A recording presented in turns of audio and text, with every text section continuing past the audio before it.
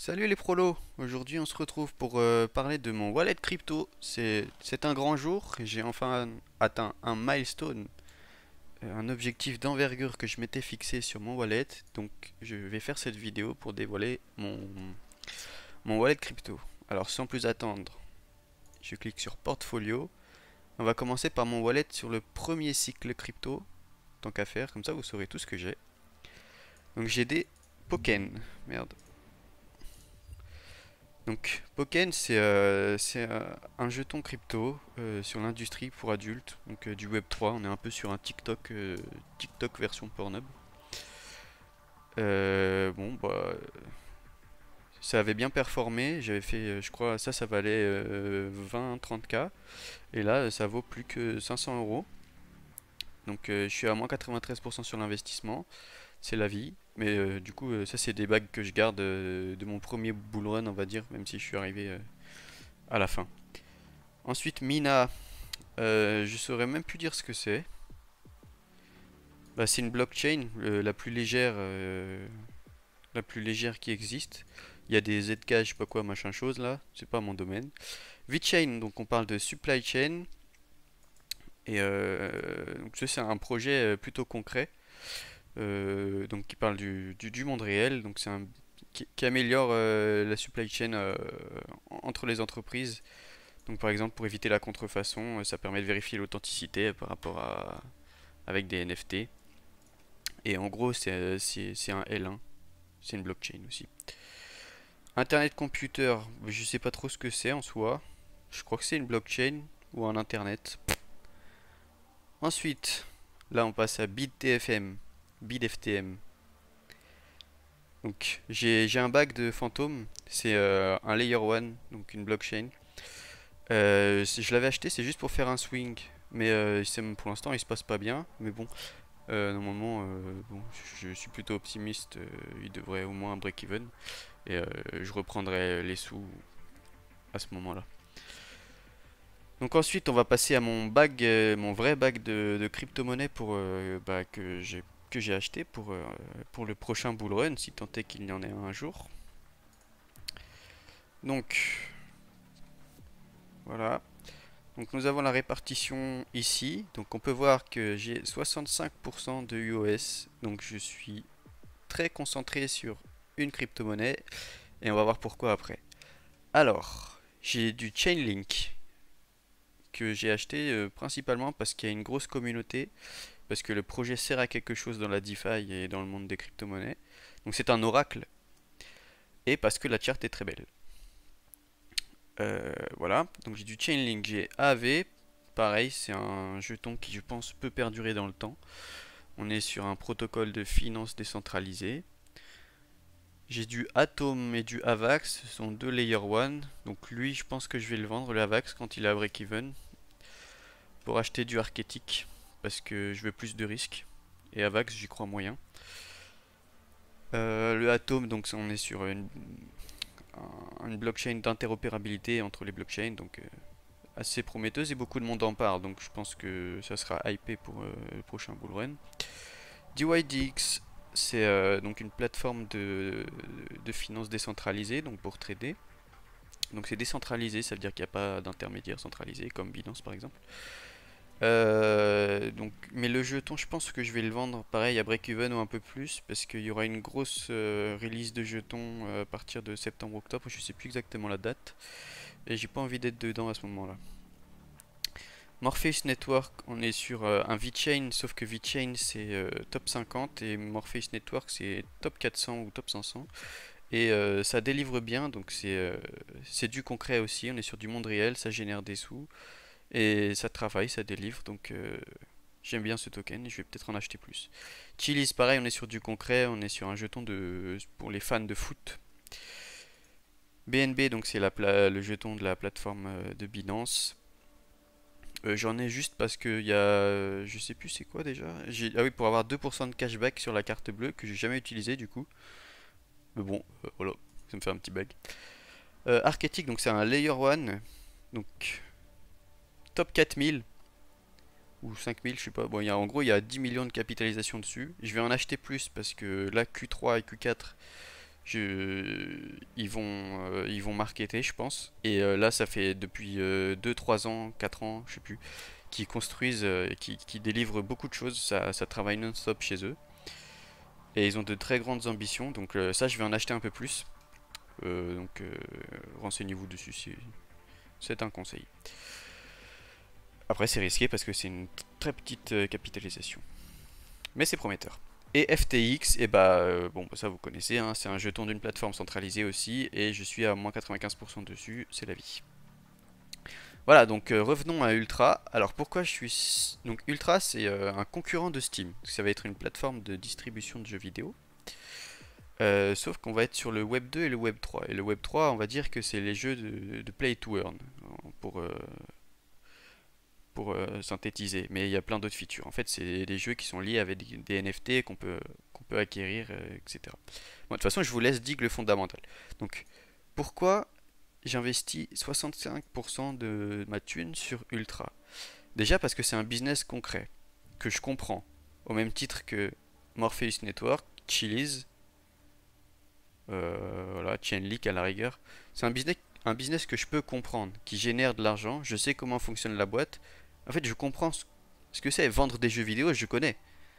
Par contre, moi, je serais pas à l'aise d'avoir 65% de mon portefeuille sur un business que je comprends pas. Les Layer 1, je sais même pas comment ils gagnent de l'argent. Les ZK Rollup machin chouette, je sais pas. Les Layer 2, je sais pas. Tous les trucs de technologie, interopérabilité, aucune idée de comment ça marche, comment ça génère de l'argent. J'en ai juste parce que il y a certains projets que je pense qui peuvent avoir du potentiel, mais je peux pas être surexposé dessus parce que je comprends rien. Voilà, alors Ultra, on va voir déjà le fondamental est 10 sur 10. Donc c'est un jeton, ça travaille, l'entreprise travaille, ça délivre. Ils ont embauché leur centième employé là il n'y a pas longtemps. Et on va voir d'ailleurs là juste après certains points de pourquoi j'investis sur Ultra à ce point-là. Donc business concret, la team travaille, le fondamental est 10 sur 10. Voilà. Et on va passer donc au récap. Donc les dernières livraisons d'Ultra. Tac, on fait un petit carré. On a Ultra Games, un peu plus tôt cette année. Donc c'était une de leurs promesses. Donc c'est la plateforme de jeux vidéo pour pouvoir jouer, acheter les jeux vidéo, etc. On a Ultra Arena qui vient de sortir. Donc c'est une plateforme de tournoi de jeux vidéo. Qui pareil, je vous laisse dire plus si vous voulez, mais très intéressant et ça prouve qu'ils délivrent tout ce qu'ils avaient promis. Et on a eu juste avant ça aussi tokenisation des jeux vidéo. Ça veut dire que ça c'était une de leurs promesses aussi. On peut avoir un jeu vidéo sous forme de NFT, donc qui nous appartient et on pourra le revendre par la suite, chose qui n'est pas faisable quand tu achètes un jeu sur Steam, tu le revends pas. Voilà, donc ça c'est les dernières livraisons en date d'Ultra. Et donc, bah tiens, si je rajoute centième employé, bon, ça c'est juste pour faire joli, mais ça montre que voilà, ça travaille, c'est pas une société fantôme quoi. Donc moi, les prochains catalyseurs que je vois sur Ultra, Soon pour ceux qui connaissent, ça va être les suivants et qui vont être d'envergure. Donc on va avoir peut-être à la fin de cette année ou l'année prochaine, donc un FPS de jeu développé par Ultra. Donc AAA, ça veut dire de grosse qualité. Et un autre jeu, donc Play to Earn, de sport. Donc ça va sortir. Et une fois que ça sortira, qu'ils seront prêts, je pense qu'il y aura du gros marketing autour. Ensuite, Ultra ont annoncé partenaires. Donc il y a des gros partenaires. Donc il y a AMD. Il y en a un qui a 10 millions d'utilisateurs. Plus 10 millions d'utilisateurs. Et plus Ubisoft. Même si je suis plus dubitatif sur celui-là, j'ai l'impression qu'ils sont partenaires avec tout le monde, Ubisoft. Donc il y a des gros partenaires, donc le 10 millions d'utilisateurs n'est pas encore annoncé. Et voilà. Donc, ensuite, je joue aussi sur les listings sex. Donc c'est les plateformes d'échange centralisées. Sur le listing principalement de Binance plus Bybit. Parce que actuellement le jeton il est listé que sur que sur Gate, KuCoin et Bitfinex. Donc vraiment très peu d'exchange, donc très peu de liquidité, donc très peu de visibilité sur le token. Ce qui fait qu'il est sous-évalué. On est sur un jeton qui est top 400, alors qu'on a des jetons surcapitalisés, top 100, top 50, top 200, avec des produits franchement pas fous, comme Gala Games, y a quoi d'autre? Il y a Magic, il y a... Moi je sais pas, il y a plein de trucs. Mais franchement, il y a Illuvium, bon ça c'est pas mal, mais je pense qu'Ultra vaut beaucoup plus qu'Illuvium sur la promesse, sur le potentiel. Et pourtant, Ultra n'est pas connu. Et ça, c'est pour une bonne raison. C'est parce que Ultra n'est connu qu'en France, pour le bouche à oreille principalement, et parce qu'ils n'ont pas fait beaucoup de marketing. Mais une fois que tout le produit sera prêt à être délivré, moi, ce que je pense, c'est qu'ils attendent que tout soit prêt, et qu'une fois que tout sera prêt, ils vont délivrer la sauce de marketing.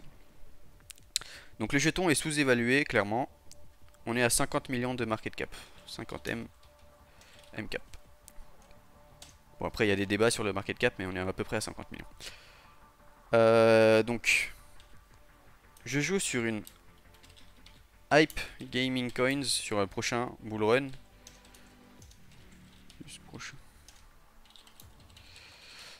Donc, il y aura, je pense qu'il y aura sûrement une hype sur les gaming coins et j'espère un prochain bull run aussi. Donc ça, tout ça, c'est des catalyseurs qui font que Ultra peut beaucoup performer sur l'année qui arrive ou les 2 ans qui arrivent. Et donc pour finir, marketing XXL, parce que car le produit est non, quand le produit sera fini, soon. Donc on est sur un produit de qualité. Ils délivrent tout ce qu'ils disent. Et tout ce qu'ils font, c'est bien, je trouve. Franchement, la plateforme elle est smooth, c'est nickel. Donc j'attends de voir les 2 jeux, mais je pense que ça va envoyer du lourd. Et après, il y aura du marketing, des listings, je pense. Et là, to the moon. Ensuite, bon, je le mets quand même. Bonus. Secret Sauce, qu'ils ont annoncé plusieurs fois. Admettons qu'elle existe. Je sais pas. Apparemment c'est un catalyseur de Ultra qui va le faire connaître partout dans le monde. Enfin bref, un gros catalyseur apparemment. Je sais pas trop ce que c'est, personne ne sait ce que c'est. Mais bon, comptons là-dessus en bonus. Peut-être que ça existe, peut-être que c'est juste pour faire de la hype, on sait pas. Bref, on verra. Ensuite, donc on va passer sur la chart parce que pour moi elle est magnifique. Alors je sais pas si elle est manipulée par je sais pas si elle est manipulée par des market makers ou quoi, mais la chart est magnifique. Donc, bah, on va commencer maintenant. On va commencer par tracer les lignes horizontales, les supports horizontaux, parce que c'est les plus puissants, les supports horizontaux. Tac. Donc là, on passe à l'analyse technique. Au fait, j'ai pas dit, mais voilà. Tac. Donc là, on voit qu'on a un gros support, hein. Quand on l'a cassé, on est parti très haut. C'était en 2020. Donc là, on peut voir un autre support. Donc à chaque fois, on peut voir W. Tac. On part. Bon, post-retest. Là, W. On part, retest, on repart. Franchement, la charte est magnifique. Je comprends. C'est incroyable. Donc, on a un gros support là, gros support là. Ici, on va avoir un gros support aussi. Au sommet, sûrement aussi. Et là, on peut voir aussi qu'on en a un. Enfin, support résistance. Même débat. Là, on va avoir un intermédiaire, mais je vais pas le tracer. Parce que sinon, il y a plein de supports intermédiaires, mais bon, voilà. Pas la peine de tous les tracer. Là, on voit déjà une vision globale, on est en weekly, et on veut regarder ce que ça donne. Donc, comment on trace des channels déjà? Merde. C'est là. Voilà, alors, déjà, on peut voir. Donc, premier bull run là. Il y a eu un channel. Mais alors, parfait. On monte on touche, on descend, on monte, on touche, on descend, on monte, on touche, on descend, et à la fin du channel, bear market. Pouf. Franchement, c'est magnifique. Le price action sur ce jeton est terrible. Terriblement joli. Ensuite, ce que je vois moi actuellement, là, on est dans une phase d'accumulation. Donc c'est pour ça que moi, là, vous pouvez voir mes achats. Transaction. Là, j'ai DCA. Et ah oui, bah j'ai pas dit, mais pourquoi je fais cette vidéo? Parce que j'ai enfin 100 000 jetons UOS. C'était mon objectif, j'en achète pas plus. Pour l'instant, on verra. Bon. En tout cas, c'est pas prévu que j'en achète plus. J'ai DCA pendant un bout de temps. Et l'objectif c'était 100 000, donc on va continuer. On va voir ce qu'il en suit à partir de ce que j'ai déjà. Ok, donc là, on a vu premier gros channel. Et là, on a une zone d'accumulation, je vais appeler ça. Voilà, donc on peut voir, là ça monte, ça descend, ça monte, ça descend. On a un support ici très clair, qui était un sommet de 2020, qui quand on l'a rompu là-haut, on a fait des gros pourcentages. Et donc on vient le retester une fois, deux fois, mettons, trois fois, quatre fois. Là on commence à faire des W ici là-dedans. On verra plus tard en daily. Et donc je vais tracer un autre channel. Encore une fois très joli, très respecté. Tac, tac. Et donc ça plus communément dans le chartisme, on appelle ça un bear flag. Enfin un flag en tout cas.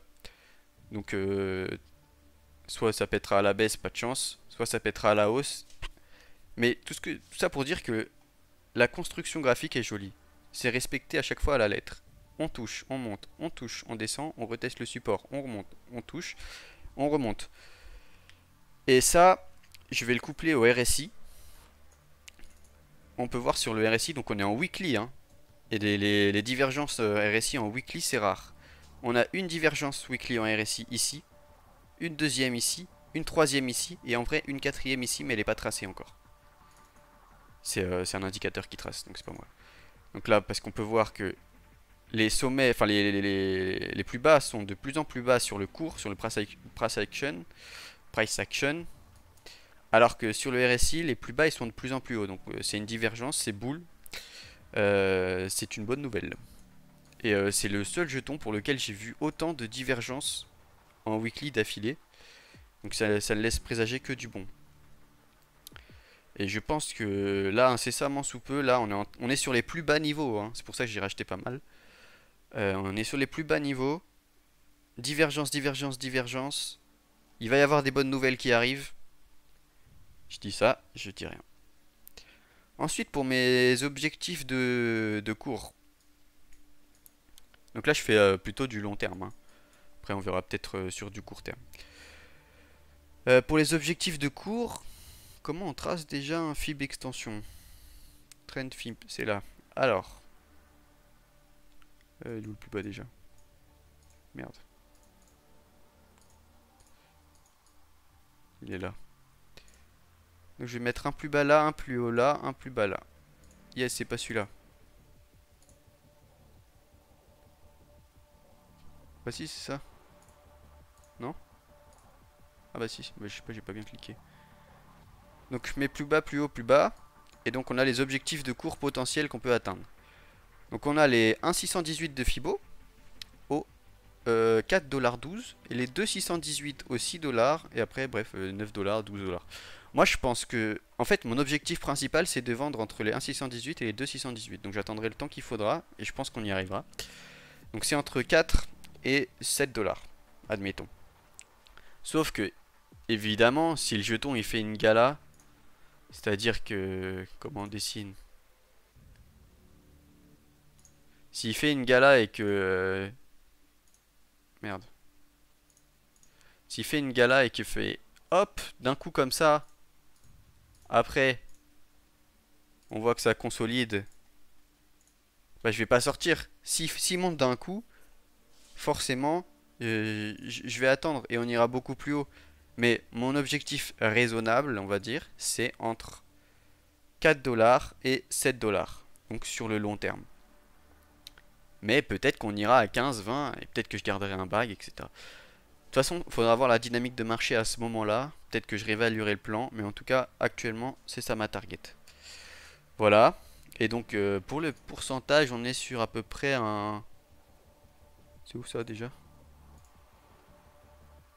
Je sais plus. Ah, déjà, on va faire, tiens, un petit longue position là, ceux qui aiment bien les RR. Merde, pourquoi il est tout en bas mon truc?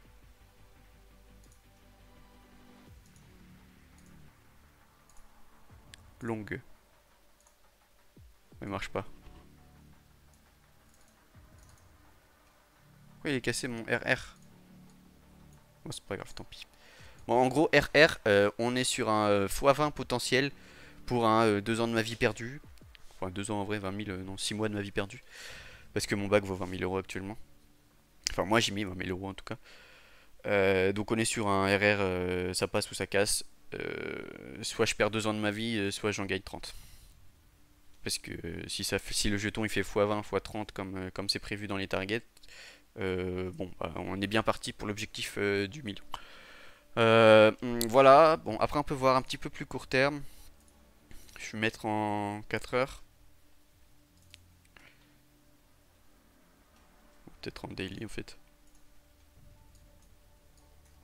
Donc là on peut voir que... Tac tac. On a un support ici. Enfin une résistance. Plutôt, plutôt là. Donc on a une résistance là. 24 centimes.